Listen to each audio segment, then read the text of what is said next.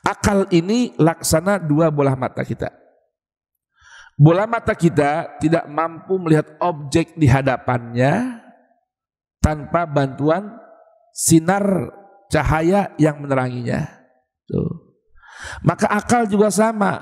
Akal tidak mampu berguna secara optimal ya tanpa ada bantuan penerangan.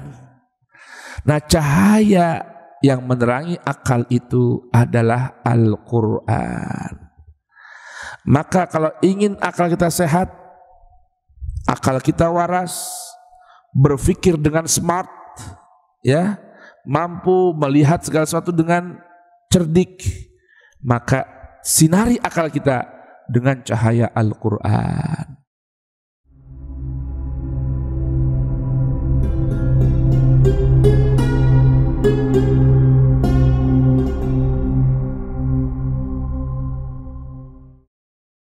Baik Bapak Ibu sekalian, jamaah rahimakumullah, mari kita buka Al-Qur'annya, surah Az-Zumar. Surah nomor urut 39 dalam mushaf. Kita akan baca mulai ayat 8 hingga ayat ke-21. Panjang ya ini ya. Kita mulai dengan Ummul Quran. Suratul Fatihah, bermohon kepada Allah Subhanahu wa taala, mudah-mudahan kita sekalian Allah jadikan min ahlil Fatihah. Allah kumpulkan kita bersama para anbiya, para siddiqin, para syuhada, para salihin, dan kita mohon pada Allah Subhanahu wa taala agar arwah orang tua kita, guru-guru kita, leluhur-leluhur kita yang sudah meninggal dunia, Allah berkenan berikan pahala setiap huruf dari suratul Fatihah dan dari setiap amal saleh, khususnya tadabbur Al-Quran di pagi hari ini. Setiap hurufnya Allah berkenan kirimkan untuk mereka semua, agar Allah jadikan dalam kubur mereka masa penantian kebangkitan. Allah anugerahkan rahmat, kesejukan, cahaya, dan ampunan dari Allah Subhanahu wa ta'ala. Dan juga tak lupa kita bermohon pada Allah Subhanahu wa ta'ala, mudah-mudahan segenap orang tua kita yang masih hidup, guru-guru kita yang masih hidup, ya, para ulama kita yang masih hidup, Allah anugerahkan panjang umur, sehat afiah, taatillah wa taatir Rasul, dan mudah-mudahan khususnya guru kita Al-Ustaz Al-Habib Ali bin Ahmad Al-Haddad, Allah anugerahkan sehat afiat, panjang umur, digabulkan segala hajatnya, dipenuhi segala keinginan baiknya, dan mudah-mudahan Allah berikan kita husnul khatimah indal mamat. Ala hadhihi niyah wa kullu niyatin salihah jalibah likulli khair dafi'ah likulli syar, wa ila hadratin nabil Mustafa Muhammadin sallallahu alaihi wa alihi wasallam. Al-Fatihah. A'udzu billahi as-sami'il 'alim minasy syaithanir rajim.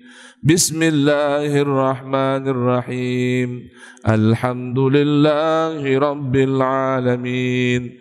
Ar-Rahmanir Rahim. Maliki yaumiddin. Iyyaka na'budu wa iyyaka nasta'in. Ihdinas siratal mustaqim. Siratal ladzina an'amta 'alaihim ghairil maghdubi 'alaihim waladdallin.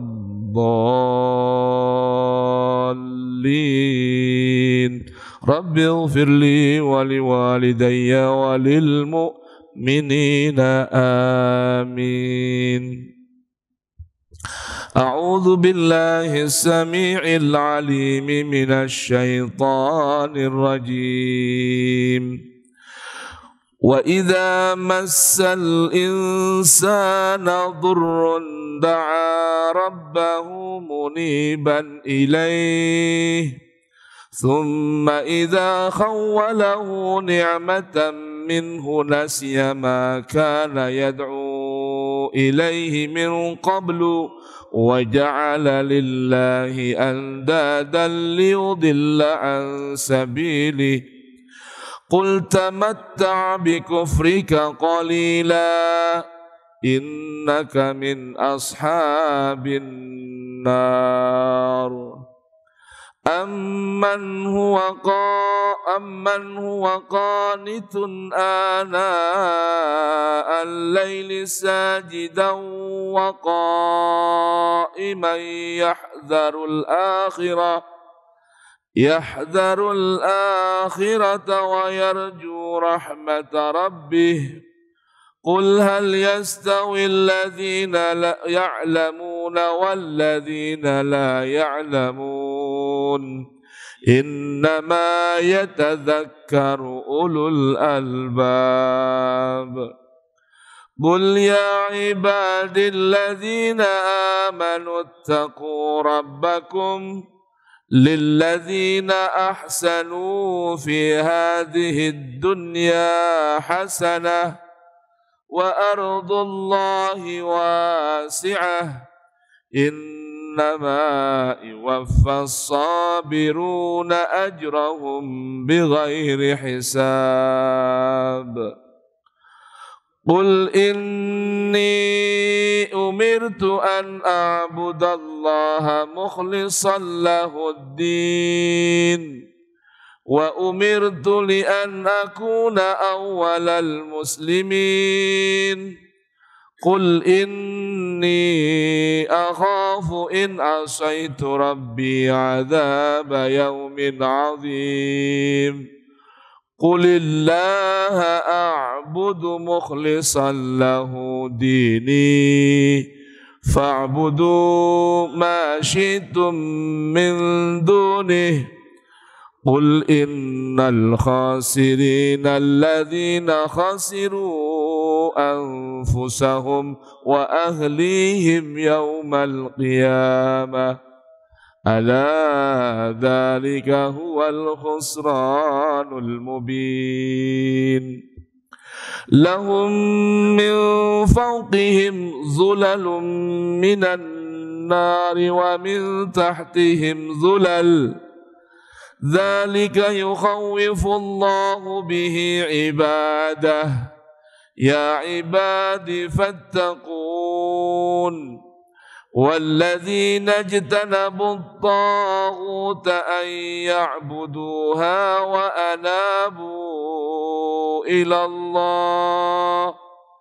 وأنابوا إلى الله لهم البشرى فبشر عباد الذين يستمعون القول فيتبعون أحسنه أولئك الذين هداهم الله وأولئك هم أولو الألباب أفمن حق عليه كلمة العذاب أفأنت تنقذ من في النار لكن الذين اتقوا ربهم لهم غرف من فوقها غرف مبنية تجري من تحتها الأنهار وعد الله لا يخلف الله الميعاد ألم تر أن الله أنزل من السماء ماء فسلكه ينابيع في الأرض ثم يخرج به زرعا مختلفا ألوانه ثم يهيج فتراه مصفرا ثم يجعله حطاما إن في ذلك لذكرى لأولي الألباب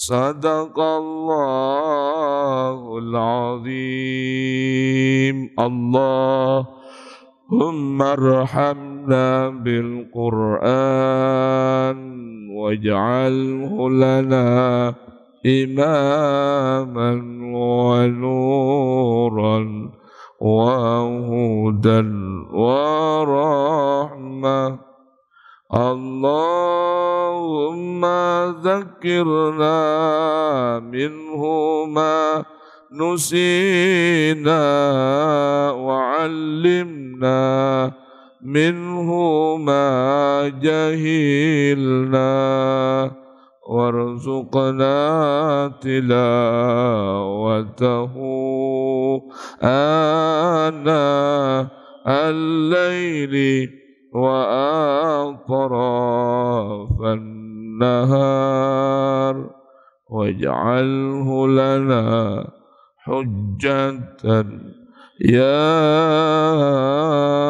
رب العالمين والحمد لله رب العالمين. Alhamdulillah. Bismillahirrahmanirrahim. Alhamdulillahi rabbil alamin. Alhamdulillah alladzi hadana li hadza. Alhamdulillah hamdan yuwafi ni'amah wa yukafi mazidah. Alhamdulillah alladzi ja'alana min ahbabi kitabillahi ta'ala. Alhamdulillah alladzi ja'alana min ummati Rasulillah.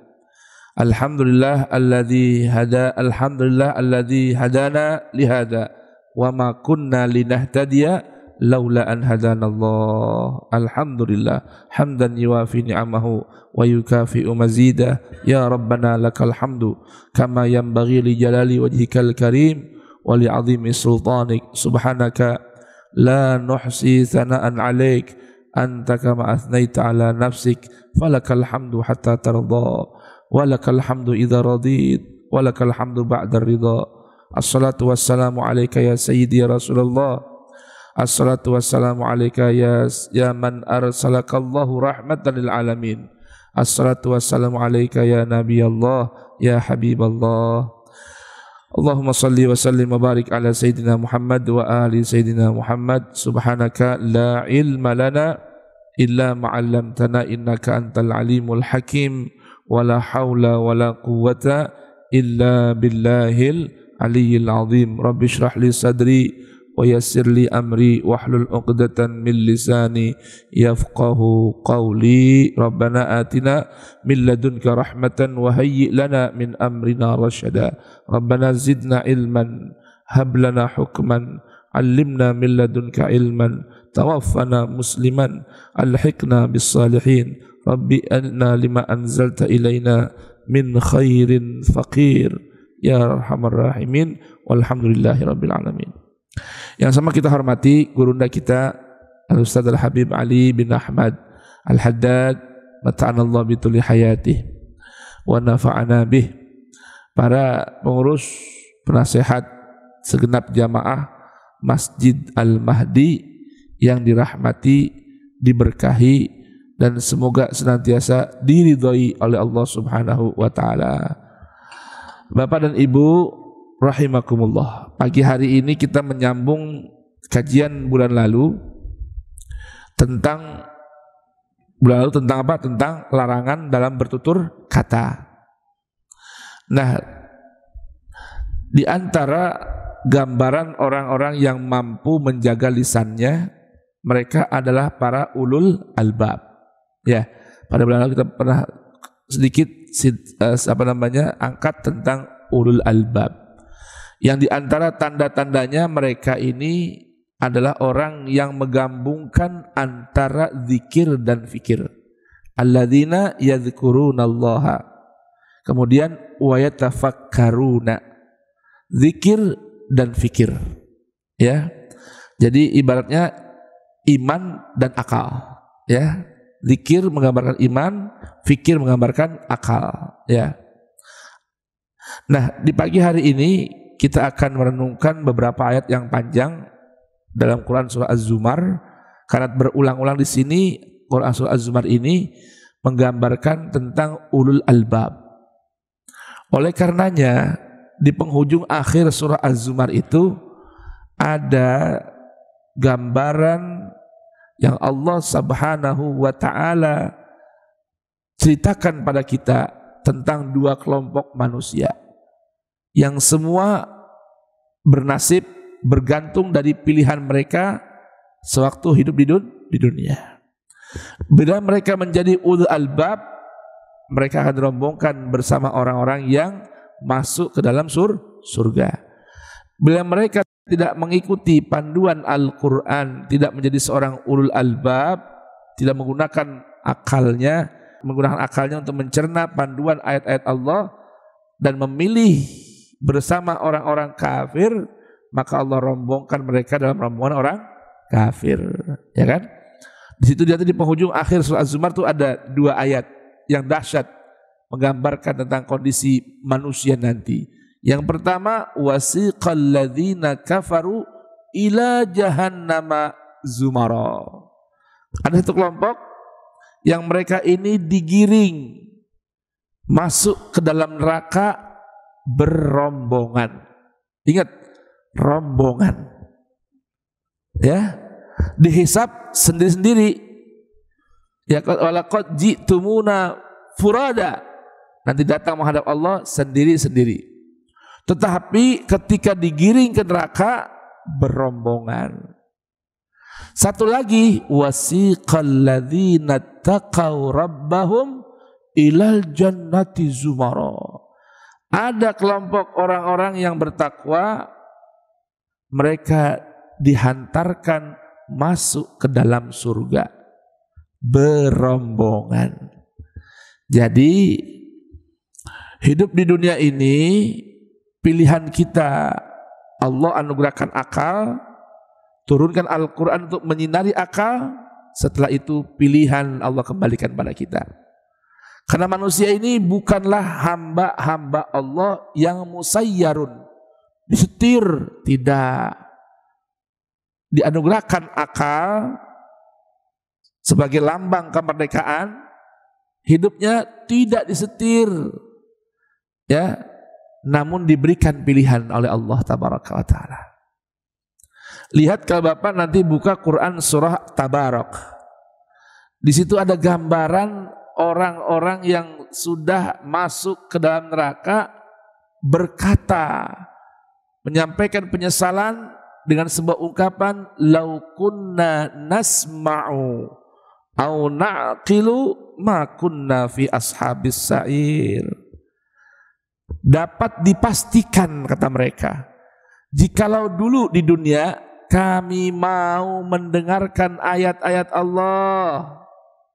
Tuh, Bapak semua nih, Ibu termasuk orang-orang yang sudah dapat anugerah mampu mendengarkan ayat-ayat Allah. Ya, tadi dengar semua kan? Kita baca, terjemahkan, dengar. Lalu au naqilu, gunakan akal mencerna, memahami apa yang didengar. Dapat dipastikan kami tidak menjadi penghuni neraka. Tuh, peran akal tuh. Makanya hidup pilihan.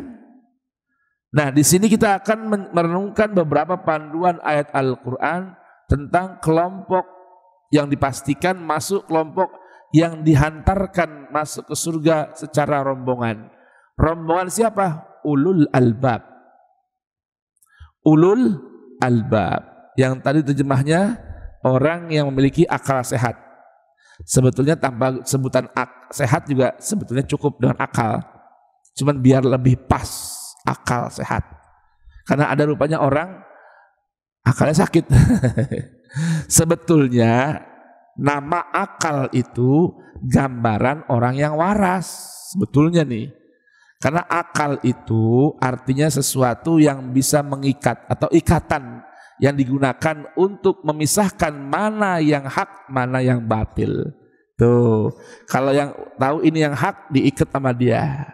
Zabat, diikat, jangan sampai kemana-mana. Itu namanya akala yaqilu. Nah, lalu apa arti ulul albab? Ulu artinya pemilik. Apa itu albab? Albab itu bentuk jamak dari lubab atau labib.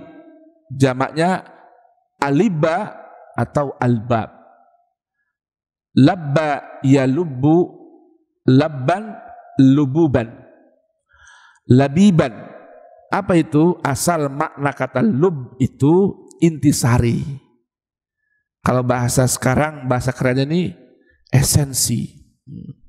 Jauharatu syai'in, bahagian dalamnya, inti dalamnya.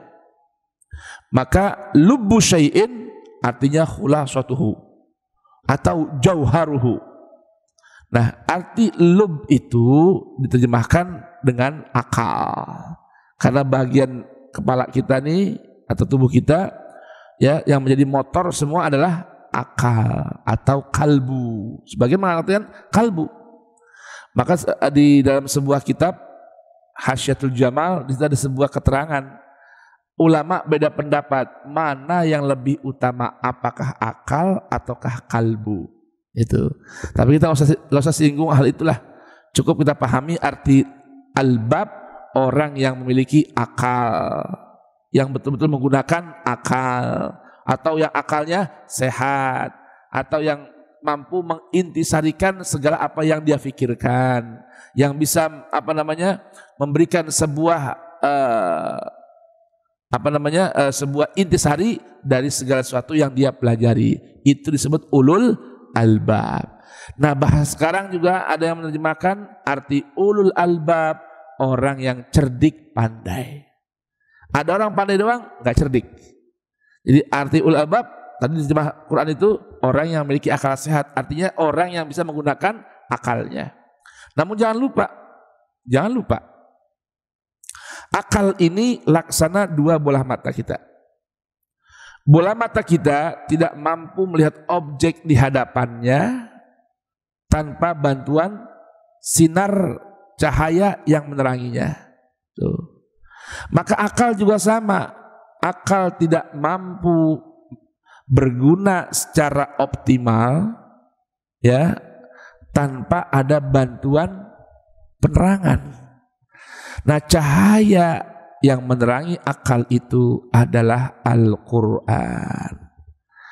Maka kalau ingin akal kita sehat, akal kita waras, berpikir dengan smart, ya, mampu melihat segala sesuatu dengan cerdik, maka sinari akal kita dengan cahaya Al-Quran. Jelas ini?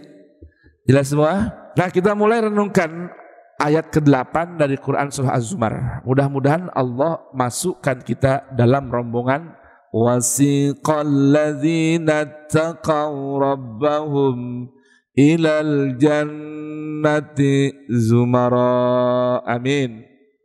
Jadi cuma dua ya Pak ya. Dengar ini, nanti di akhirat cuma dua kelompok. Gak ada 3, 4, 5, gak ada. Apa tuh Ustaz kelompoknya? Sunnah Syiah. Oh bukan, nggak laku di akhirat tuh. Sunnah Syiah di akhirat kagak laku. Di sini doang lakunya nih. Ya, jadi barang jualan semuanya. Di sana cuma dua, kafaru ittaqau. Orang kafir, orang bertakwa. Kira-kira tuh orang bertakwa dari kelompok mana itu? NU, Muhammadiyah. Hah? Apa NU doang? Orang yang bertakwa itu rombongannya kira-kira orang Sunni apa Syiah doang? Hah? Nggak laku Pak, nggak laku. Di sono pokoknya cuman labelnya iman, muslim, takwa. Sunnah, Syiah, Salafi, Kholafi, jihadis bukan, kagak laku. Sufi, Sufa nggak laku. Cuman laku orang yang beriman dan bertakwa. Nah itu, dengerin tuh. Jangan sampai kecelek nih. Tapi kalau sekarang masih mau ngikutin gitu-gituan nggak apa-apa. Barang dagangan dunia ikutin aja dulu, ya nggak? Lihat. Nanti sono baru ketahuan. Allah berfirman tentang karakter manusia nih. Pada dasarnya pernah dulu saya sampaikan kajian di sini tentang mengenal karakter dasar buruk setiap manusia. Biasanya dalam Al-Quran jika disebutkan kata insan itu menggambarkan tentang karakter dasar yang buruk. Contoh di sini, Allah berfirman wa idza massal insana dzurrun. Nih manusia nih. Manusia, saya Anda semua, Habib atau bukan, orang biasa atau orang pangkat, lihat ini manusia. Kalau terkena satu musibah, hal yang tidak mengenakkan dalam dirinya, terkena apa saja, sakitlah, kehilanganlah, kecelakaanlah. Apa yang dilakukan? da'a rabbahu muniban ilaih. Langsung dia berdoa, ya Allah, hilangkan musibah dariku ya Allah. Muniban ilaih, kembali betul-betul sama Allah. Nangis tuh, air mata keluar. Kalau apa? Kalau tertimpa durun, hal yang tidak mengenakan, kena madarat, bukan main manusia. Nangis, bermunajat dia. Malam orang tidur dia bangun. Coba tuh, kapan? Lagi susah. Kapan? Lagi sedih. Kapan? Kena musibah. Kapan? Lagi jomblo. Bangun berdoa dia, ya Allah, doa. Kirimkan saya ya Allah istri yang salihah ya Allah, yang bisa bantuin saya, nemenin saya berbuat taat. Wah, udah pokoknya bukan main dah. Ini manusia nih. Tsumma idza khawwalahu ni'matan. Kemudian apabila atau di saat Allah berikan nikmat gantinya musibah, nasya, dia lupa. Makana yad'u ilaihi min qablu. Dia lupain tuh apa yang pernah dia ucapkan, yang pernah dia minta, yang dia pernah nazarkan kepada Allah. Lupa semua kalau udah dapat nikmat. Jadi kalau sekarang Bapak calon pemimpin yang Bapak pilih begitu, ya itu manusia udah. Itu manusia. Ya begitu manusia. Emang kalau belum jadi bersama saya, pilih saya. Oh, ini gratis, ini begitu, ini begini, ini begitu. Udah jadi lupa, ini manusia nih. Nasiya ma kana yad'u ilaihi min qablu. Bahkan ini manusia nih udah lupa kepada Allah saat diangkat penyakitnya, dihilangkan madaratnya, dibuang oleh Allah musibahnya, diganti dengan nikmatnya. Wa ja'ala lillahi andadan. Dia malah bikin tandingan Allah dengan yang lain. Lah coba itu. Brengsek ada manusia deh. Dia berbuat syirik. Dia menyekutukan Allah dengan yang lain. Dia menduakan Allah dengan yang lain. Ibu, arti syirik itu artinya memadu cinta. Betul gak? Ya, memadu cinta Allah dengan yang lain. Bukan berbagi cinta, Bu, sesama istri, bukan. Ya, kalau syirik itu artinya apa? Memadu cinta Allah dengan yang. Artinya gini, wa ja'ala lillahi andadan. Nih, ini definisi syirik nih. Definisi syirik. Pernah saya ingatkan, Anda, saya, bila punya satu keyakinan bahwa ada bersama Quran yang lain dari Quran namun memiliki legitimasi, legalitas seperti Quran, itu pun syirik. Syirik itu. Ada loh kitab lain selain Al-Quran yang memiliki kewenangan yang sama dengan Al-Quran. Berarti Anda telah berbuat syirik Allah dengan yang lain, menyekutukan Allah dengan yang lain. Bapak Ibu, Allah itu maha pencemburu. Kagak mau dibanding-bandingin, kagak mau ditanding-tandingin, kagak mau didamping-dampingin sama yang lain. Enggak mau. Pak, dulu saya ingat deh, waktu saya mondok di Jawa, ada seorang kiai, Pak, ngajarin saking pentingnya menjaga legitimasi Allah dengan Rasulnya, biar nggak sampai nyamain Allah dengan Rasul. Kalau masang tulisan Allah dan Muhammad, ya nggak boleh samain tingginya. Kayak Jawa tuh apa gitu. Oh cung, tak boleh cung, tak boleh. Kan sekarang masang tuh ya di masjid, di rumah, lafzul jalalah Allah sejajar dengan Muhammad. Nggak boleh. Tak boleh cung, tak boleh. Bahasa Jawanya gitu, Beb. Tak boleh cung. Iku jenenge syirik nang Gusti Allah. Itu sampean. Masang nama doang. Nama Allah dan Muhammad dijajarin gitu. Gak boleh. Itu namanya nyekutukan Allah dengan Muhammad. Iku jadinya syirik cung. Mas jawab gitu Beb. Ora oleh. Tuh. Sampai segitu tuh. Kiai-kiai dulu tuh. Waroknya tuh. Masang doang apa susahnya sih masang doang. Enggak boleh. Tuh. Malah kalau kita dipasangnya sama sejajar. Allah, Muhammad, Abu Bakar, Umar, Utsman, Ali. Sejajar gitu. Itu kagak boleh tuh. Gak boleh itu. Apa itu? Itu yang bikin itu. Yang bikin sebab itu. Itu dijawab gitu jawab. Jadi dilarang sama mereka, sama beliau tuh. Gak boleh. Saking jaga. Naruh Quran mushaf ditaruh di bawahnya buku. Gak boleh Pak Kiai. Gak boleh walaupun buku tafsir, buku hadis gak boleh. Quran harus paling atas. Tuh. Supaya kita tahu.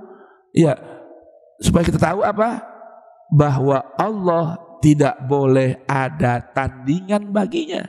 Ini arti wa ja'ala lillahi andadan. Tuh, kenapa?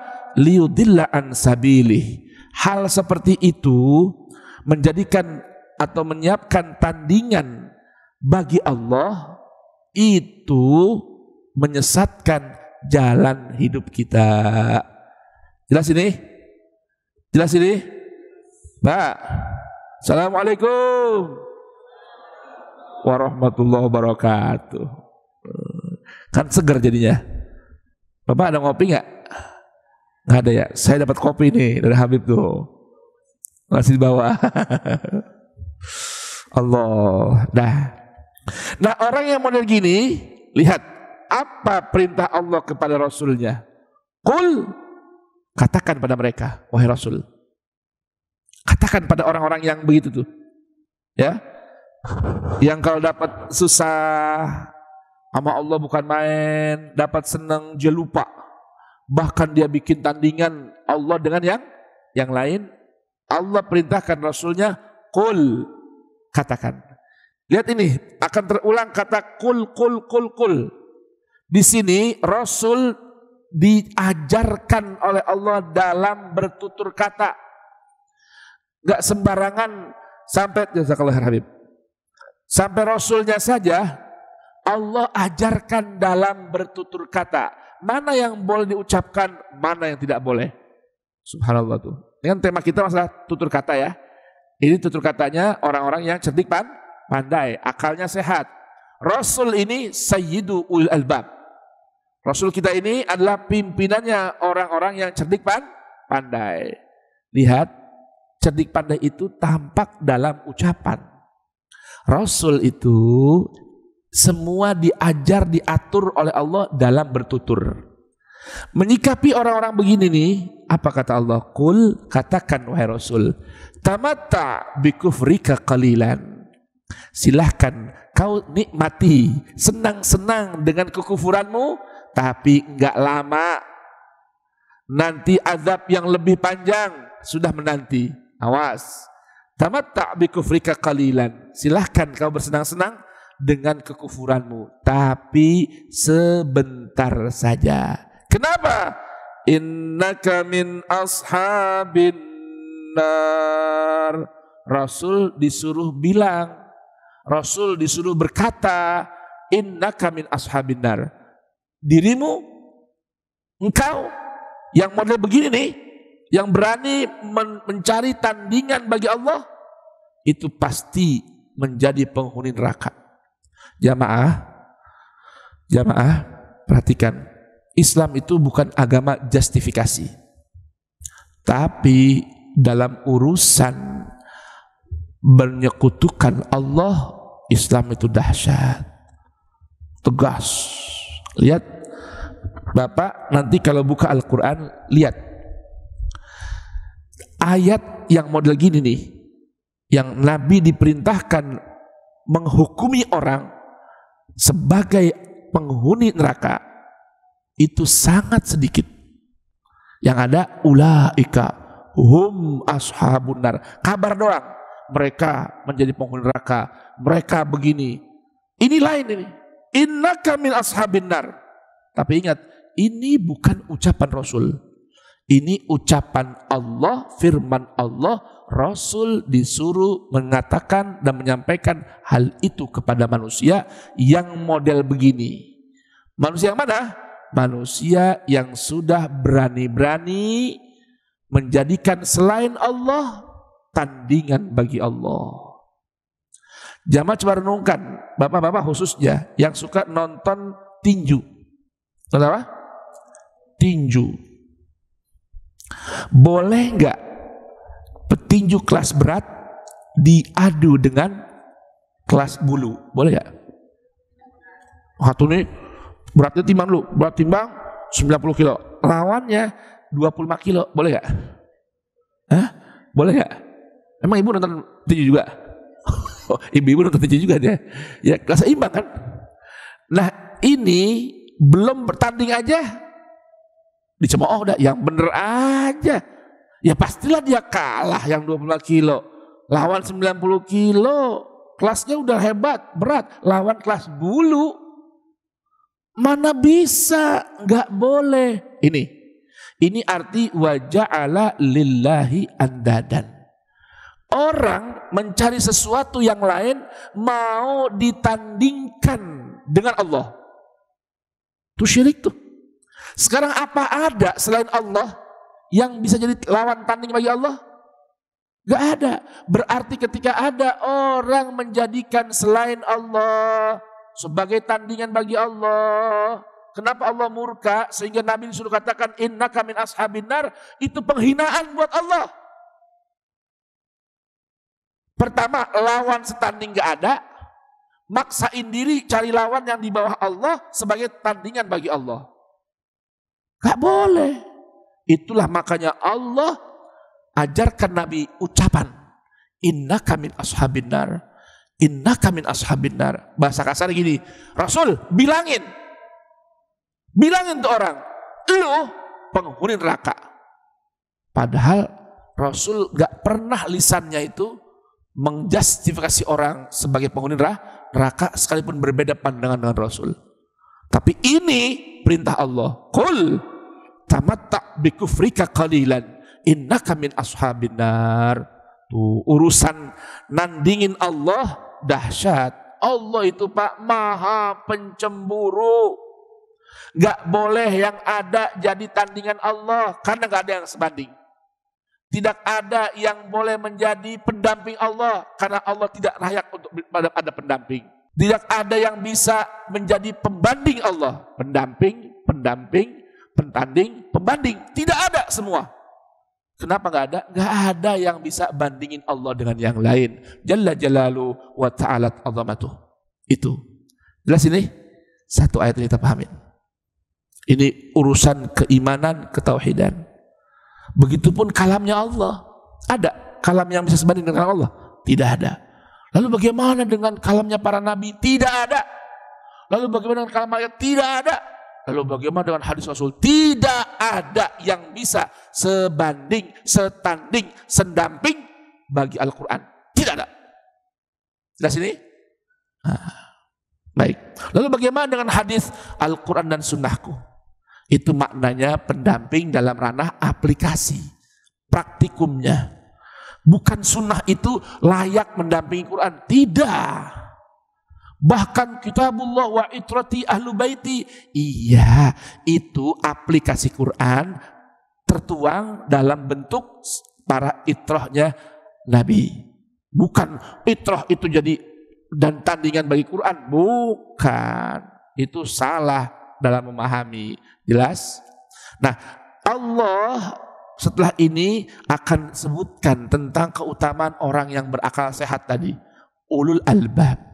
Ulul albab itu orang yang punya kesadaran dan dengan akalnya dia bisa pahami kenapa kok Allah tidak boleh disekutukan, karena memang tidak ada pembanding, tidak ada pendamping, tidak ada tanding bagi Allah. Jelas ini? Ayat berikutnya, dengarkan ini. Amman huwa qanitun ana al-laili sajidan wa qa'iman. Lihat ini. Sekarang kita dikasih tahu sama Allah Ta'ala.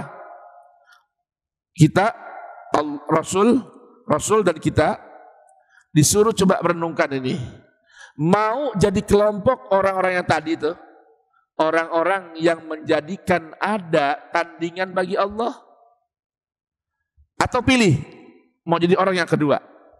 Siapa itu? Amman huwa qanitun, atau mau menjadi seperti orang yang qanitun, beribadah.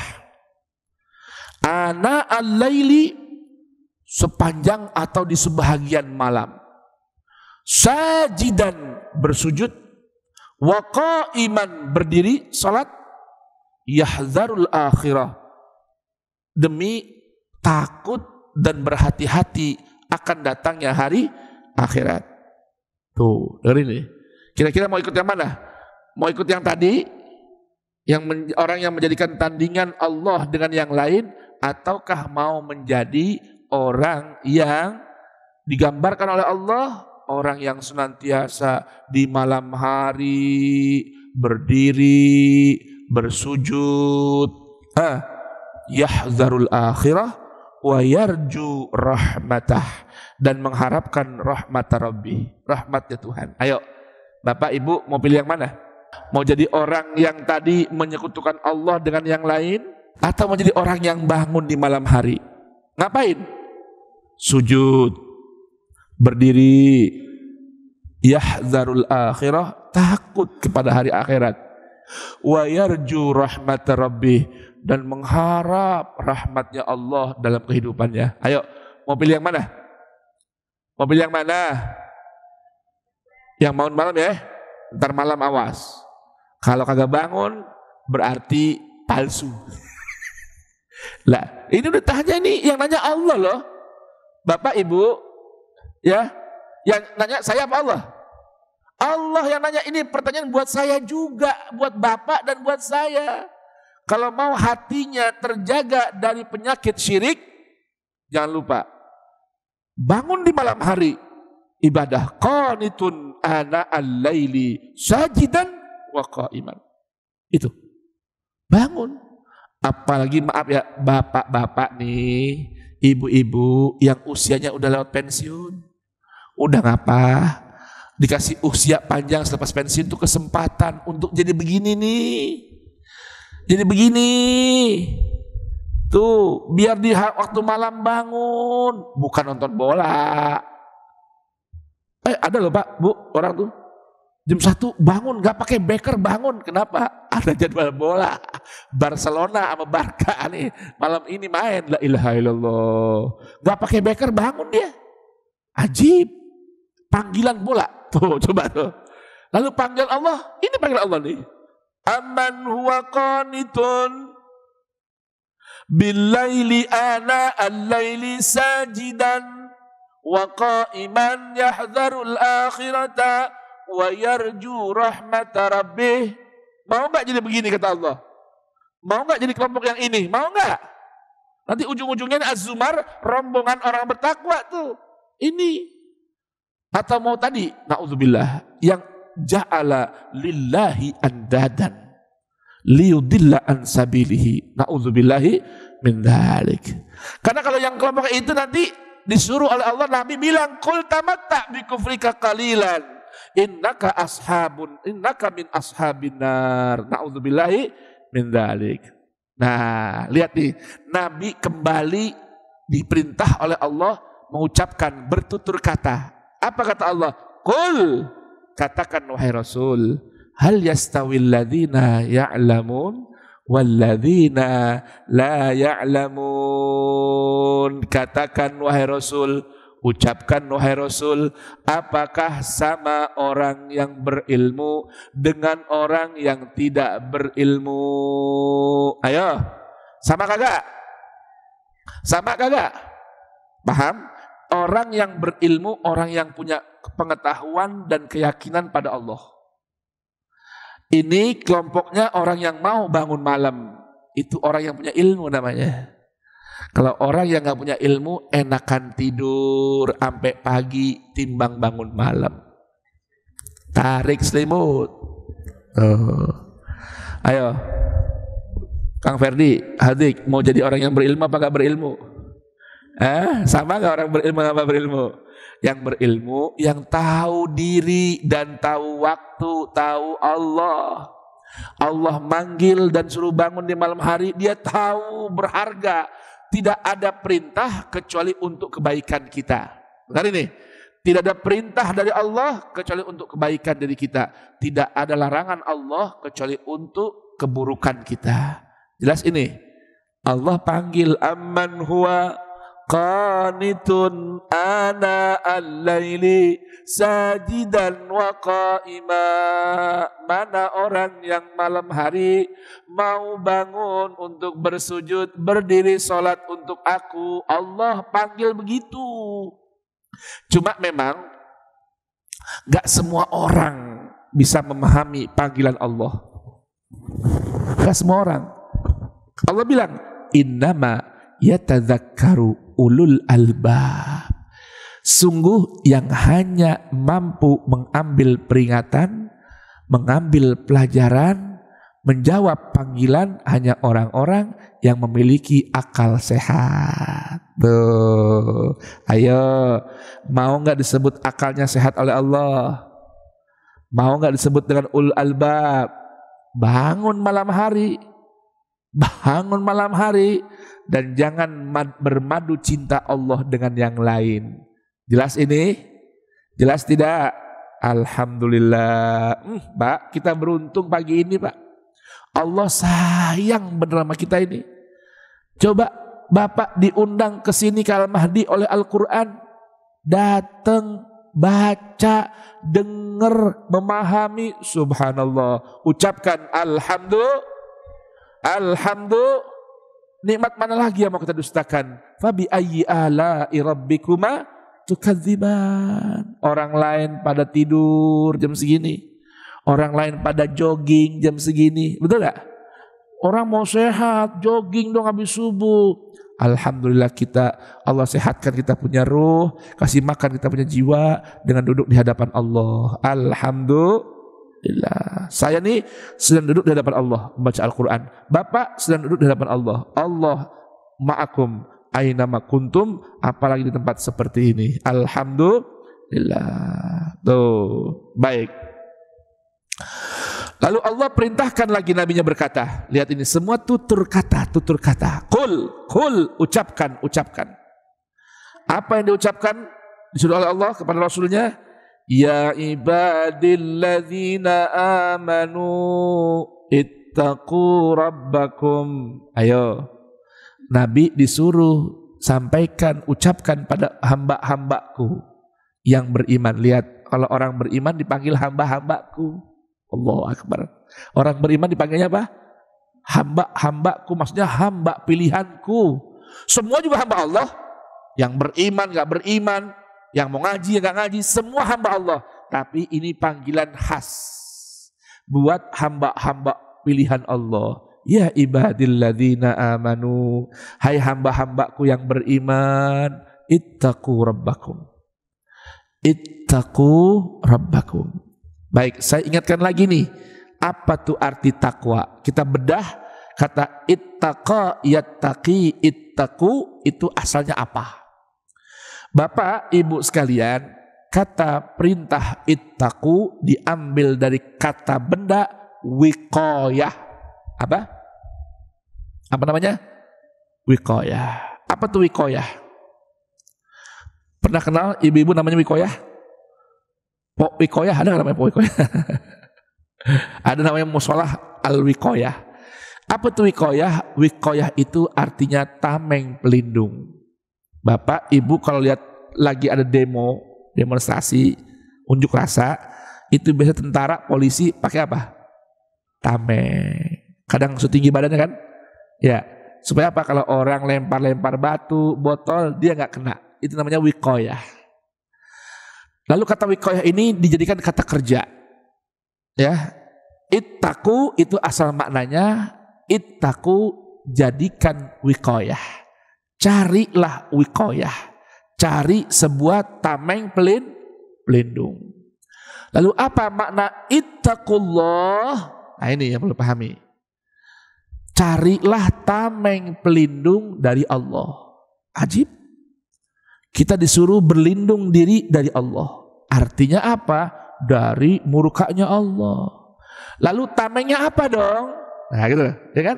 Kan suruh cari tameng untuk berlindung diri dari Allah. Tamengnya apa? Ittaqullah itu maknanya jadikan Allah sebagai tameng pelindung dari murka Allah. La malja wa la manja minallah illa ilaih.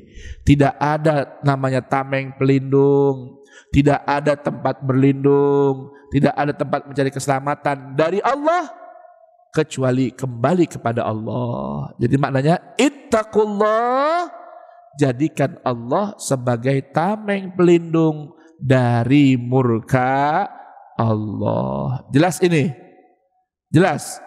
Dengan apa menjadikan Allah sebagai tameng pelindung? Dengan satu amalan yang Allah suka, Allah ridha, sehingga dengan amalan yang Allah suka itu menjadi tameng pelindung dari murkanya Allah. Itu makna ittaqullah. Nah, jelas ini. Jamaah Al-Mahdi baru dengarkan penjelasan makna ittaqullah di sini kan?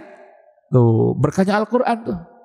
Bapak Ibu mungkin kalau kemana-mana dengar ittaqullah artinya bertakwalah kepada Allah. Ya, takutlah pada Allah. Betul.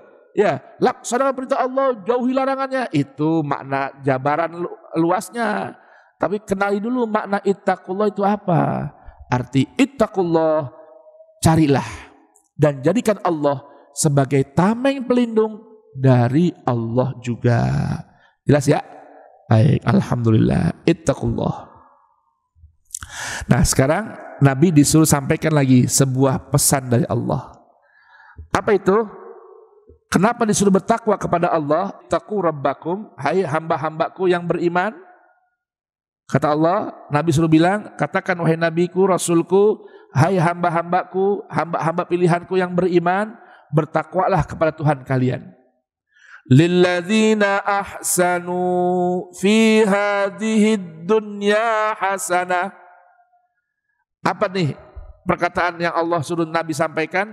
Untuk orang-orang yang suka berbuat ihsan di kehidupan dunia ini, dia mendapatkan balasan kebaikan dari Allah. Yang suka berbuat ihsan dapat hasanah fid dunya, juga hasanah fil akhirat. Baik, apa tuh ihsan? Asal makna ihsan itu membuat suatu dengan sempurna. Membuat segala sesuatu dengan sempurna. Itu makna ihsan. Jadi ihsan kepada orang itu bagaimana? Buatlah interaksinya dengan begitu sempurna. Itu namanya ihsan. Lalu bagaimana ihsan kepada Allah? Beribadahlah dengan sempurna. Tuh.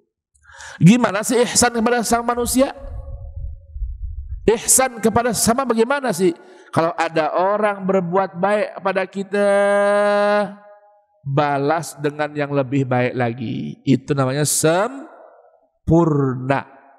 Tuh. Ya, itu namanya apa? Sempurna. Jadi ada orang berbuat baik sama kita, satu, balas jangan satu, dua, tiga, dan seterusnya. Itu namanya ihsan. Kalau satu dibalas satu, namanya terlaksana doang. Lunas itu namanya. Ihsan lebih dari itu. Balas kebaikan perilaku orang lain dengan kebaikan yang lebih dari yang kita terima dari orang lain. Lalu bagaimana kalau ada orang berbuat buruk, berperilaku buruk kepada kita? Yang namanya ihsan itu balas perilaku buruk orang lain dengan kebaikan. Boleh nggak balas perilaku buruk dengan hal yang buruk? Boleh. Itu namanya mukafaah. Menunaikan hal yang sama. Satu lawan satu. Boleh. Tapi ihsan bukan begitu. Ihsan membalas perilaku buruk orang lain dengan kebaikan. Jelas ini?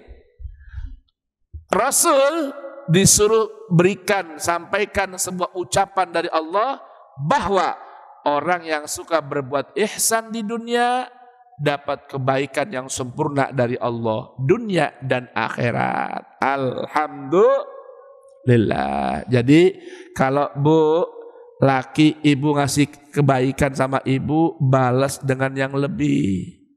Pak, kalau bini ngasih kebaikan sama bapak, maaf Habib saya nggak sebutin, bapak-bapak yang lain ya, balas dengan yang lebih. Tuh, bisa begitu? Kalau laki nyakitin kita, balas dengan, ayo, laki nyakitin ibu, balas dengan apa ya? Hah? Sama apa kebaikan balasnya? Kebaikan. Yang bisa ngomong gitu yang udah gak ada lakinya. Ya kan? Kalau yang punya laki bingung jawabnya gimana ya? Laki nyakitin saya, balas dengan kebaikan. Lah itu ihsan emang. Emang gak boleh laki bikin buruk sama saya balas dengan yang sama? Boleh. Boleh. Jaza'u sayyi'atin sayyi'atun misluha. Boleh.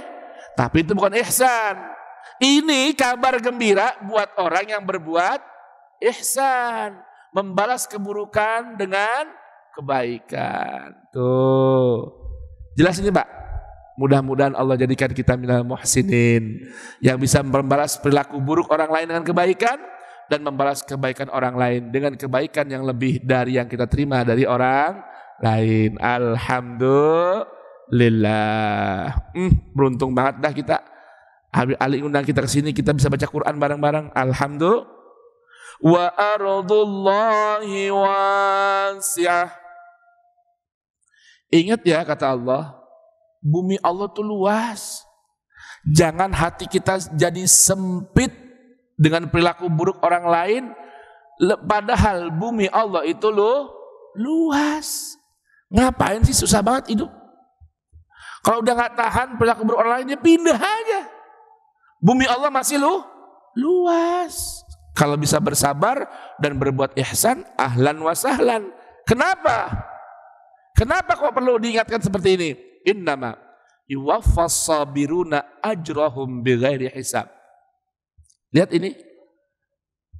Orang-orang yang mau bisa bersabar, itulah orang yang disebut dengan ulul albab. Jadi ulul albab itu diantaranya adalah orang-orang yang sabar.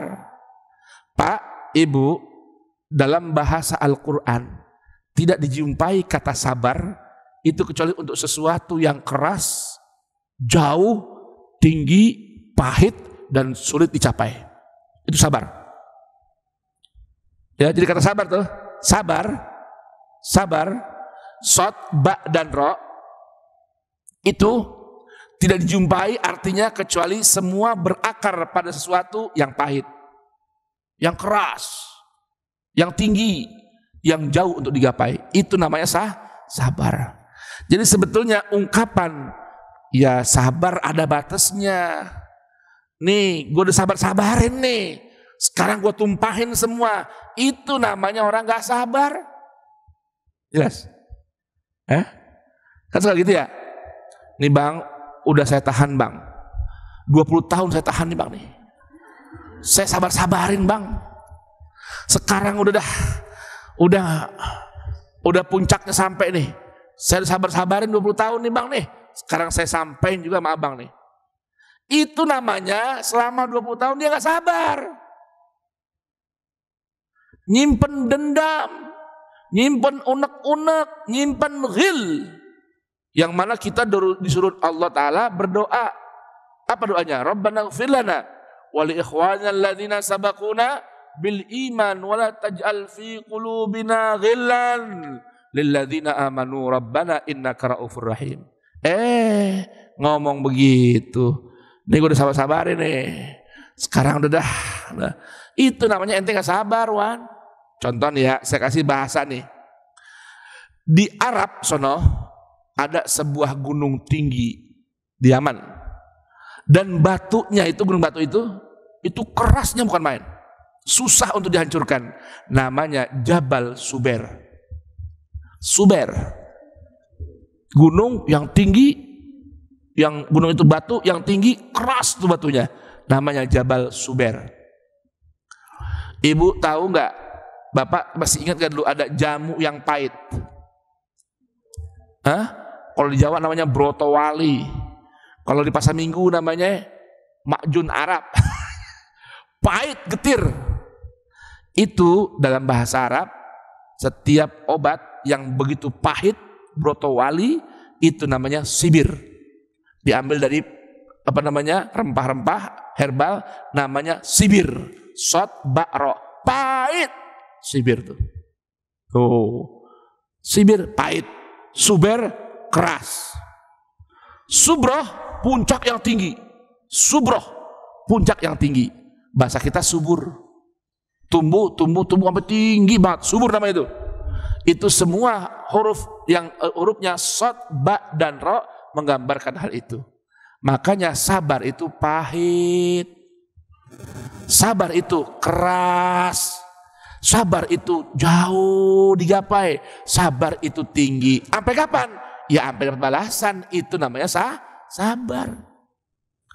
Makanya jangan pernah berdoa, ya Allah jadikan aku orang yang sabar. Jangan. Bahaya itu. Nabi pernah dengar seorang sahabat berdoa begitu. Kata Nabi, la. As-sabru itu pahit. Kata Nabi, jangan pernah minta jadi orang yang sabar. Jangan. Tapi kalau mau minta, Allahumma inna nas'aluka sabra indal qadha wal fauza indal liqa. Boleh. Ya Allah, berikan aku kesabaran ketika menerima ketetapan. Itu boleh. Jadi sabarnya pas apa? Pas udah kena ketetapan Allah. Nggak apa-apa. Ya Allah, mobil hilang, sabar. Boleh. Tapi kalau minta, ya Allah jadikan aku orang yang bersabar, ya Allah. Sabar. Berarti apa? Minta, ya Allah berikan saya ujian, ya Allah yang pahit. Ya Allah berikan saya musibah yang ini, saya kuat. Jangan. Tuh. Ya, termasuk jangan pernah minta doa, ya Allah berikan aku sabar sama suami. Jangan. Ntar pahit mulu, Bu. Atau suami jangan pernah bilang, ya Allah berikan aku sabaran menghadapi istri yang bawel. Jangan. Pahit terhidupnya. Jangan. Itu, ya. Paham nih? Itu namanya sabar. Nah, Allah tadi katakan, lilladzina ahsanu fi hadid dunya hasanah wa ardullahi wasi'ah. Bumi Allah luas. Ya, bumi Allah luas. Jangan pernah berputus asa. Jangan pernah banyak mengeluh. Kenapa? Innama yuwaffas sabiruna ajrahum bighairi hisab. Ingat, orang-orang yang sabar dengan ujian Allah dalam kehidupan ini akan diberikan balasan yang unlimited. Unlimited, tidak ada nilainya lagi. Besar pokoknya. Jelas ini? Tuh, baik.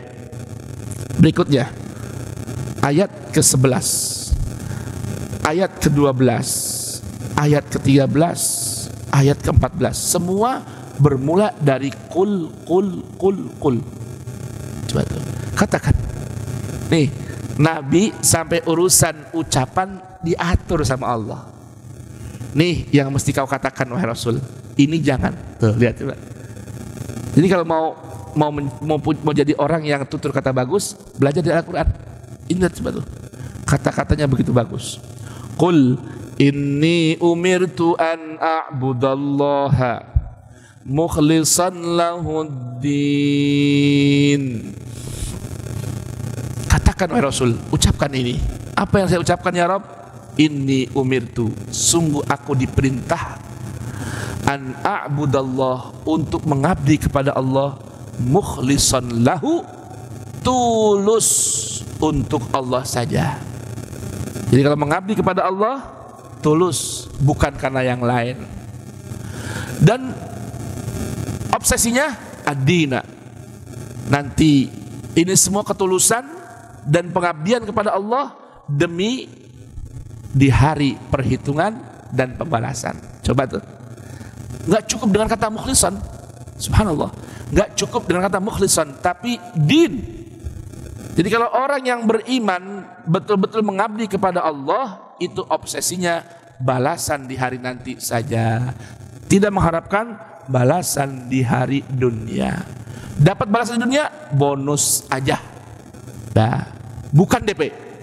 Jelas ini? Balasan kebaikan di dunia bonus dari Allah, bukan DP. Yang di sana nanti enggak dipotong-potong lagi. Itulah indahnya Allah dalam memberikan balasan untuk hambanya. Kalau kita kan DP, ya kan? DP nanti kalau udah di hari haknya tinggal sisanya doang, kan begitu ya? Kalau ini enggak. Untuk pengabdian kepada Allah, obsesinya hanya hari nanti saja. Hari perhitungan, hari akhirat yang setiap hari kita ucapkan Maliki Yaumiddin, Maliki Yaumiddin, Maliki Yaumiddin, minimal 17 kali itu kita ucapin Maliki Yaumiddin. Kalau tambah bangun malam 11 rakaat, berapa lagi tuh? Berarti 17 tambah 11. Tambah qobliyah ba'diyah, hitung lagi. Tambah duha, hitung lagi. Tambah sholat tasbih, hitung sendiri dah. Itu kita ikrarkan tuh, Maliki Yaumiddin, Maliki Yaumiddin. Ciri orang beriman itu obsesinya hari perhitungan, hari pembalasan saja. Gak usah ngarep apa-apa. Kalau diberikan oleh Allah kemudahan di dunia, rezeki yang berlimpah dari amal ibadah kita, itu bonus dan bukan DP. Mukhlisan lahuddin. Lalu apalagi? Wa umirtu, dan aku diperintah oleh Allah, li'an akuna awwalal muslimin, agar aku menjadi orang yang pertama kali berpasrah diri kepada Allah. Tuh artinya muslim, orang yang berpasrah diri, jiwa raga ikut aturan Allah, itu namanya seorang muslim. Jelas Pak? Itu namanya muslim, orang yang pasrah kepada Allah. Qul, katakan wahai Rasul, inni akhafu in asaitu rabbi adzaba yaumin azim. Katakan wahai Rasul, sungguh diriku selalu takut bila aku durhaka terhadap Tuhanku. Aku takut apa? Adzaba yaumin azim, terkena azab yang di hari yang begitu dahsyat. Qul, disuruh lagi Nabi bilang, qul, ucapkan lagi wahai Rasul, Allah a'budu, Allah a'budu, hanya Allah. Jadi kalau a'budullah, aku menyembah Allah, tapi bisa jadi menyembah yang lain. Dengerin deh. Tapi kalau Allah a'budu, hanya Allah yang aku sembah, yang lain tidak. Sorry ya, yang lain tidak. Hanya Allah yang aku abdikan diriku padanya. Mukhlisan, tulus, lahu, untuk Allah, dini, demi hari, ya, demi agama, dan per hari yang nanti pasti ada hitungannya. Jadi kalau din itu akhirnya maknanya apa? Perhitungan. Ya, kemudian diambil lagi makna baru, al-jaza, balasan. Jadi hitung-hitungan. Jadi orang Islam itu harus hitung-hitungan setiap berucap, setiap bertindak. Kenapa? Karena semua ada hitungannya. Tuh, ada hitungannya. Fa'budu ma syi'tum. Katakan wahai Rasul, maka silakan kalian menyembah, mengabdi kepada apa yang kalian inginkan, min dunih, dari selain Allah. Oh boleh, boleh nyembah selain Allah, boleh, itu pilihan. Kalau nggak mau ngabdi sama Allah, boleh. Yang penting dengarkan ucapan Allah ini. Qul, katakan wahai Rasul, innal khasirina alladzina khasiru anfusahum wa ahlihim yaumal qiyamah. Yang penting ingat ya, sungguh orang yang rugi itu orang yang bikin rugi diri sendiri dan keluarganya nanti di yaumil qiyamah. Pak, Ibu, tolong perhatikan. Di sini ada sebutan keluarga. Ada sebutan keluarga. Jangan lupain anak, bini. Jangan lupain suami. Awas, setiap orang yang sudah berkeluarga jangan sampai merugikan diri sendiri dan keluarganya di hari kiamat nanti. Pak, ada seorang bunyai. Tahu bunyai? Dijawab, biasa bunyai apa? Bunyai istrinya kiai. Datang menghadap Abuya Said Muhammad bin Alwi al-Maliki di Mekah. Minta arahan dan nasihat. Ini bunyai nih. Jadi anaknya anak bunyai istrinya kiai, punya anak udah gede, dibangunin sholat malam, dibangunin sholat subuh, susah. Anak kiai, anak bunyai. Beliau seorang bunyai, mumpung ketemu seorang alim soleh seperti Said Muhammad al-Maliki, minta arahan. Gimana Bu ya? Dari kecil udah diajarin nih, anak kiai. Dari kecil diajarin, pas udah gede, Masya Allah, susah bener disuruh bangun. Untuk sholat malam, jangankan sholat malam, sholat subuh aja susah dibangunin. Gimana Bu ya? Tinggalin apa gimana? Kan udah gede, ya kan? Dari kecil udah diajarin. Abu yang menjawab, Anda mau tanya, kalau rumah kamu kebakaran, rumah kebakaran, ya rumah, na'udzubillah, kira-kira anak kamu yang lagi tidur tuh di tengah malam dibangunin nggak? Dibangunin sekali dua kali apa sampai bangun? Sekali udah tinggal biar. Udah bangunin, ntar kebakar, biar aja orang dibangunin, apa begitu? Kita apain? Dulu orang kalau perlu siram air. Apa sih Bu? Ini kebakaran, ayo keluar. Enak-enakan tidur, begitulah kira-kira kata beliau. Oh iya Bu ya, saya bangunin sekali dua kali apa sampai bangun, tinggal di tempat tidurnya. Itu baru ente takut anak ente kena api kebakaran di dunia. Kalau kamu nggak bangun anak kamu untuk bangun malam, sholat subuh apalagi, ya demi api akhirat, gimana kira-kira?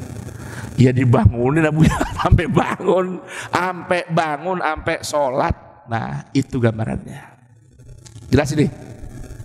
Wa ahlihim yaumal qiyamah. Orang yang paling rugi, yang bikin rugi diri sendiri dan keluarganya di hari kiamat.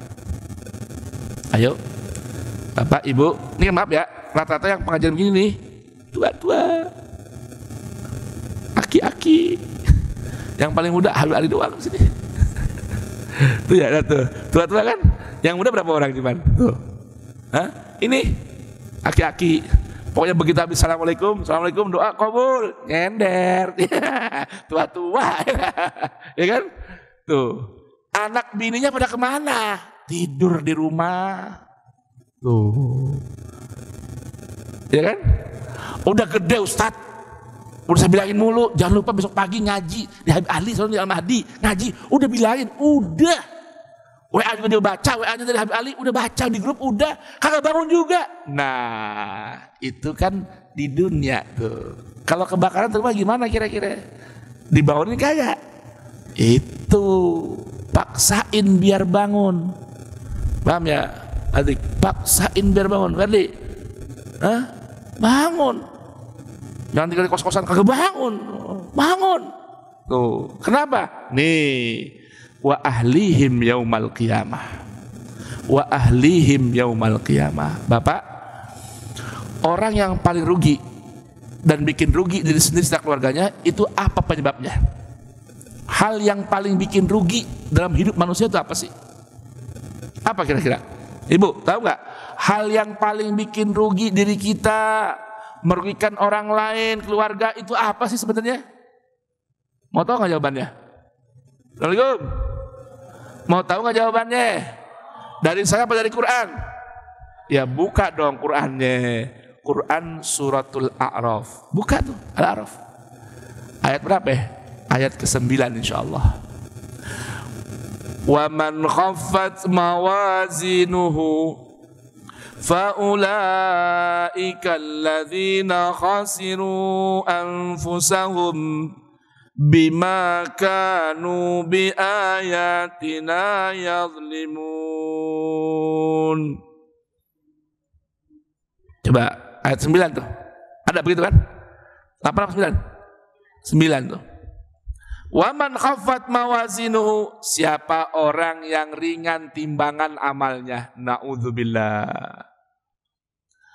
Faulaika, maka mereka itu alladzina, orang-orang khosiru, yang bikin rugi anfusahum, diri mereka sendiri dan keluarga termasuk.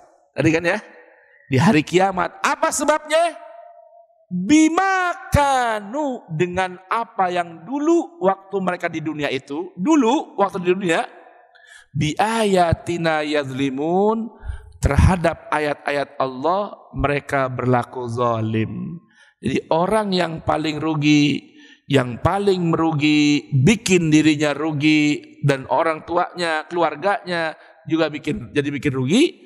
Siapa mereka? Orang yang waktu di dunia berlaku zalim terhadap ayat-ayat Al-Quran, menzalimi ayat-ayat Al-Quran. Itu orang yang paling rugi, dipastikan rugi, merugikan diri sendiri dan orang-orang yang di atas dan di bawah tanggungannya. Na'udzubillahi min dzalik. Jelas ini? Ayo, masih mau zalimin Al-Quran? Masih mau zalimin Al-Quran? Al-Quran diturunkan oleh Allah buat apa? Panduan hidup.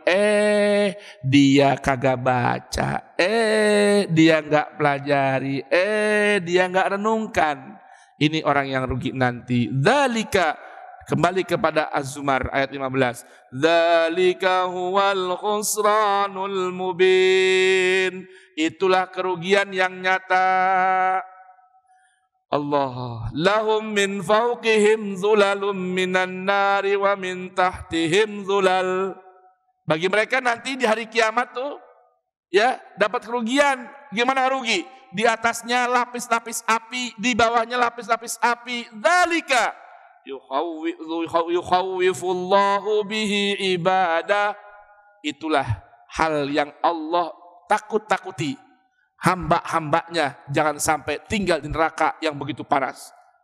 Kayak oven, bawahnya api kan? Tapi kenapa oven yang bagus itu, yang mahal itu oven yang bisa merata, apinya bisa atas dan bawah, enggak bawah doang gosong, atas juga matang. Tuh oven tuh, gambaran api neraka kayak oven.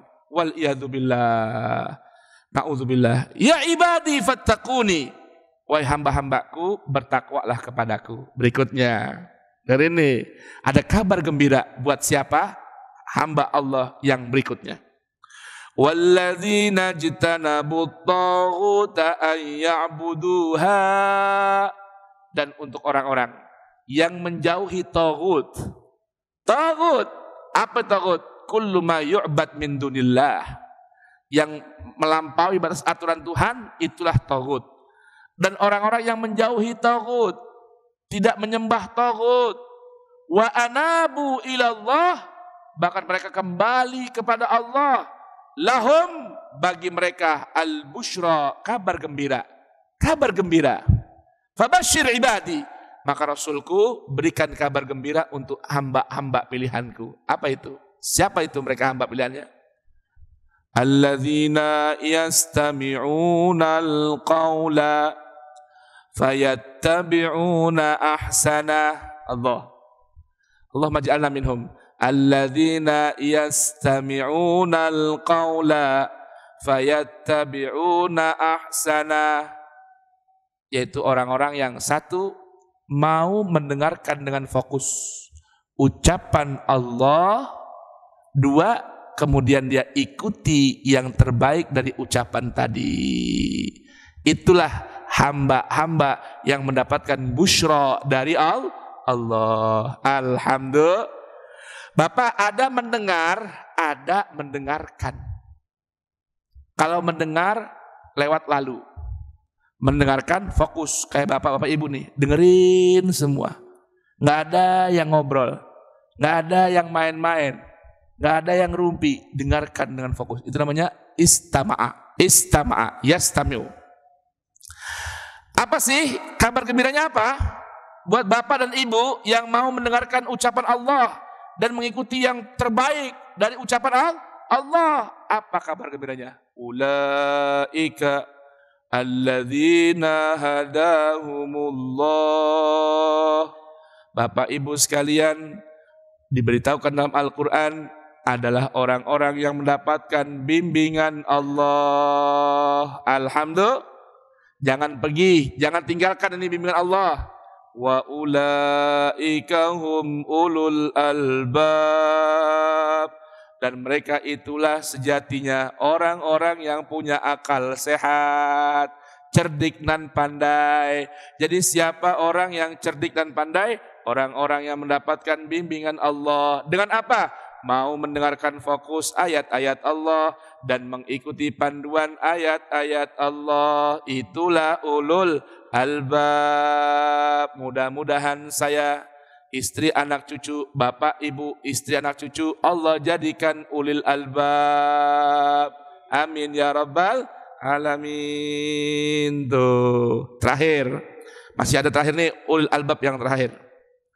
Afaman haqqa alaihi kalimatul azabi afa anta tunqidhu man finnar. Dan siapa orang yang telah diputuskan, divonis atasnya mendapatkan hukuman azab, ya kalimat apa? Keputusan vonis tentang azab. Afa anta, maka apakah dirimu Rasul? Apakah dirimu Rasul? Tunqidhu, mampu menyelamatkan man, orang-orang finnar yang sudah ada di neraka? Emang bisa? Nah, di sini nanti terkait dengan pemahaman syafaat. Jelas? Ada apa konsep syafaat? Nanti kita akan bahas tentang syafaat. Intinya, syafaat itu bisa berlaku sebelum vonis, setelah vonis, tapi sebelum masuk neraka. Kalau sudah dalam api neraka, tidak lagi bisa mendapatkan syafaat. Ini ada sih pandangan-pandangan lain, tapi inilah gambaran Anda pahami dari ayat ini. Dengarkan ini. Apakah orang yang sudah mendapatkan vonis azab, lalu engkau mampu menyelamatkan orang yang sudah berada di dalam neraka? Apa jawabnya? Tidak. Rasul sendiri tidak mampu menyelamatkan orang yang berada di dalam neraka. Mana dalilnya? Ini dalilnya. Jelas ya? Lalu bagaimana dengan konsep syafaat? Nanti insya Allah dibahas tentang kajian tentang syafaat. Apa itu syafaat? Syafaat itu artinya apa? Permohonan amnesti. Ya. Bagaimana konsepnya? Nanti. Jangan sekarang. Kalau sekarang zuhur baru rapi, ya kan? Nah, kasihan udah lapar ini, ya kan? Lakinil ladzina taqaw rabbahum, akan tetapi orang-orang yang bertakwa, lahum, bahagian mereka, jatah mereka, ghurafun, kamar-kamar, min fauqiha, di atas kamarnya ada ghurafun, kamar-kamar lain, mabniyatun, yang dibangun, tajri min tahtihal anhar, yang mengalir di bawahnya sungai-sungai. Tuh, kan kalau orang kaya gitu Bu, orang yang kaya bener katanya kalau bangun sungai atau kalau berenang di atas, bukan di bawah. Kalau bawah mah biasa, dan privasinya nggak dapat. Orang lain bisa lihat dia bikin kolam renang di mana? Di atas. Bahkan sekarang banyak orang kaya bikin kolam renang di atas 2 gedung nyambung. Ini rumah-rumah nih, atasnya jembatan tapi dari kaca, isinya air, kolam renang. Ke bawah ngeliat gitu, ngalir gitu. Subhanallah. Itu gambaran orang yang pengen dapat surga. Di surga begitu. Insya Allah kita dapatkan ini di dunia dan di akhirat nanti. Wa'adallah. Ini nih yang Allah beritahukan orang-orang bertakwa akan menikmati kamar-kamar surgawi ini adalah janji dari Allah. Janjinya Allah. La yukhlifullahul mi'ad. Allah tidak akan pernah mengingkari janji. Dengar ini, perhatikan betul-betul. Allah tidak akan mengingkari janji. Alam tara anna Allah anzala minas samaa'i ma'a. Ini kan tadi ayat tentang apa nih? Tentang balasan orang bertakwa. Ya, janji Allah tentang buat orang yang bertakwa. Sekarang Allah ajak Rasulnya merenung. Alam tara, tidakkah engkau melihat wahai Rasulku? Melihat dengan mata kepalamu. Annallaha anzala minas samaa'i ma'a. Sungguh Allah telah menurunkan dari langit air. Bu, musim hujan nih, Pak, musim hujan. Ya, cari banyak keberkahan air hujan dari langit. Allah sebutkan air hujan ini dengan nama diantaranya ma'an tahuro, air yang paling membersihkan, mensucikan. Di antara lagi nama lainnya air hujan adalah ma'an mubarakan, air yang penuh berkah. Jadi kalau bisa ambil tuh airnya, tampung, minum, pakai buat mandi.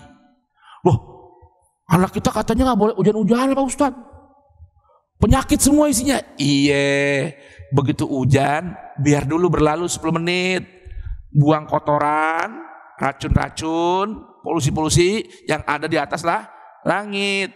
Nah, udah 10 menit baru ambil air hujannya. Suruh kita, anak kita main air hujan. Bapak, ibu yang udah aki-aki, ini biar tulangnya bagus, mandi air hujan. Bener-bener nih, berdoa saat hujan turun. Itu dulu cerita dapat daripada Al-Habib Abdullah bin Hasan Al-Attas, ulama Ambon yang ke Jakarta sini di Kebun Kacang, Tanah Abang, punya murid-murid diantaranya Habib Ali Kuitang. Ini Habib Abdullah bin Hasan Al-Attas ini, kalau hujan itu nyuruh anaknya buka genteng. Rumahnya genteng, buka. Dulu kan rumah orang kan nggak pakai plafon ya kan? Kayak orang Jawa tuh sekarang nih, banyak rumah nggak pakai plafon. Ya, saya punya teman-teman tuh banyak tuh, sampai saya punya saudara tuh nggak mau mampir ke daerah Pekalongan. Ya, kenapa? Rumahnya nggak pakai plafon, takut hawanya. Kalau mereka malah disuruh nggak boleh pakai plafon. Nah, ini kalau lagi hujan, suruh anaknya buka genteng. Supaya apa? Pertama berdoa saat hujan turun. Ini ma'an mubarakan, ma'an tahuro. Yang kedua, habis berdoa mandi hujan. Tuh, ya. Nah, kalau ada hujan, mandi hujan. Jangan pengen enggak, Bu, walaupun sebentar. Ya cuma jangan telanjang ya, pakai baju semua ya. Mandi hujan itu. Kalau bisa jangan ditampung di tampungan, tapi langsung dari langit. Ya, ambil air pakai tangan, minum, penyembuh bagi segala penyakit. Insya Allah. Karena Allah yang bilang nih, airnya mubarakan, airnya tahuron. Apalagi coba? Tuh. Baik. Fasalakahu yanabi'a fil ard. Allah bikin jalan-jalan hingga air itu nyumber dari mana? Dari tanah. Tsumma yukhriju bihi zar'a. Dengan air tadi Allah keluarkan yang namanya tumbuh-tumbuhan. Ya, palawija, pohon-pohonan, mukhtalifan alwanuhu, macam-macam warnanya, yang mangga, hijau, merah, kuning, mangganya macam-macam warna, rambutan macam-macam jenis, pisang macam-macam lagi, durian juga macam-macam. Tuh. Tsumma yahiju, setelah ada hujan hilang, ya kan? Mulai itu ya melemah tuh daun-daunannya. Pohon-pohonnya mulai lemah, mengering. Tsumma musfarra, kemudian menguning. Tsumma yaj'aluhu hutama, kemudian Allah jadikan laksana debu, hancur kering ya, protol lagi. Itu namanya hutama. Dan itu gambaran dunia. Ibu, itu gambaran dunia, Pak. Di mana tuh ayatnya? Quran surah Al-Hadid. Quran surah Al-Hadid ayat ke-20, coba lihat. Allah berfirman, "I'lamu annamal hayatud dunya la'ibun wa lahun wa zinatun wa tafakhurun bainakum wa takathurun fil amwali wal aulad." Benar, 20, benar. Apa 16? 20 ya. Kamatsali ghaitsin a'jabal kuffara nabatuhu thumma yahiju fatarahu musfarran thumma yakunu hutama wa fil akhirati azabun syadidun wa maghfiratun minallahi wa ridwan wa mal hayatud dunya illa mata'ul ghurur. Allah. Kata Allah Ta'ala bagaimana? I'lamu, ketahui dan yakini oleh kalian, annamal hayatud dunya, sungguh kehidupan dunia itu sejatinya hanya berisi apa? Tahapannya laibun, permainan, walahwun, hal yang melalaikan, wazinatun, perhiasan semu, watafakhurun bainakum, isinya berbangga-bangga di antara kalian, yang banggain ilmu, yang banggain nasab, yang banggain pangkat jabatan, yang banggain harta, yang banggain ini, tafakhurun bainakum. Yang kelima, watakathurun fil amwali wal aulad, isinya cuma apa sih? Lomba-lomba, banyak-banyakan harta, banyak-banyakan keluarga. Anda punya anak berapa? Jangan tanya anak, tanya bini berapa, begitu katanya.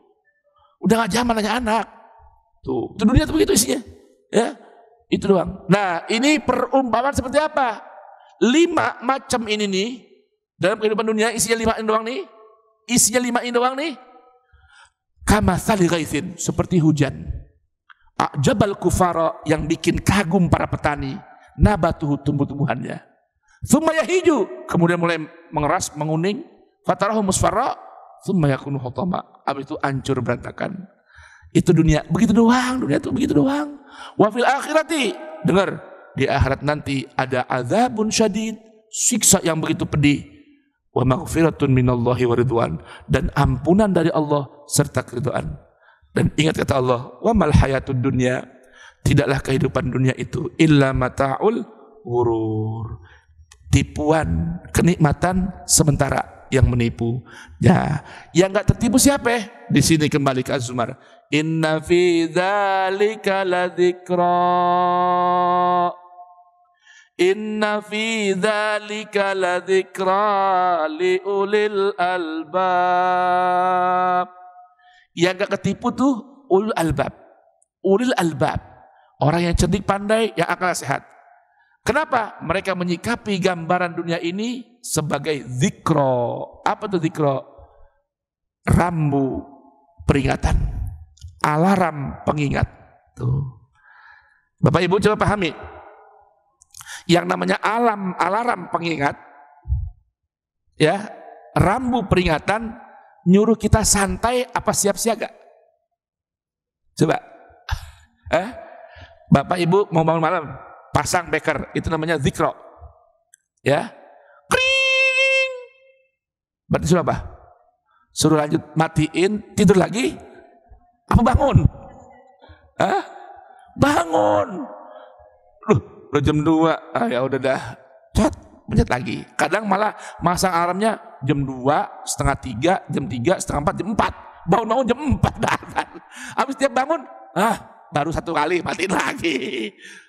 Baru yang kedua, matiin lagi. Yang keempat, ya Allah udah azan, gak sempat bangun malam, masih untung bangun, begitu katanya. Nah, ini alarm untuk mengingatkan orang, membangunkan orang, itu namanya zikro. Begitupun rambu pengingat, lampu pengingat merah, kuning, kita enggak. Lampu kuning, ngapain?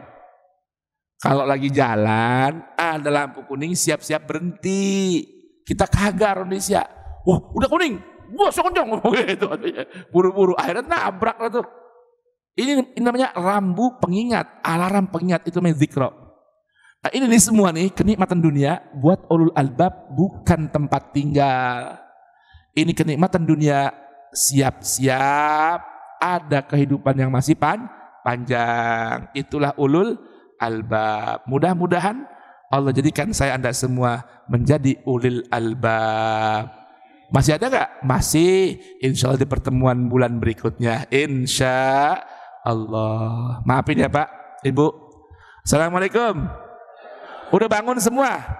Ya udah bangun, rapi. Udah bangun semua.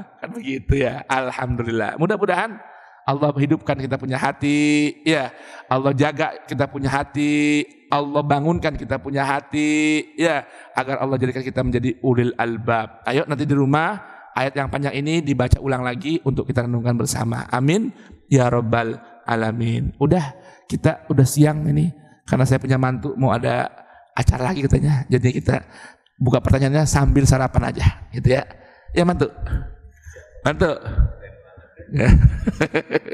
Demikian, mudah-mudahan Allah berikan manfaat ya. Amin ya rabbal alamin. Doain ya Pak, semoga saya dapat manfaat ya. Saya dapat keberkahan bisa di sini nyampaikan ayat-ayat Allah. Allah pun berikan taufik buat saya bisa mengamalkannya dan ana awalul muslimin. Amin ya rabbal alamin. Billahi taufiq wa hidayah wa ridha wa hidayah. Wassalamualaikum warahmatullahi wabarakatuh.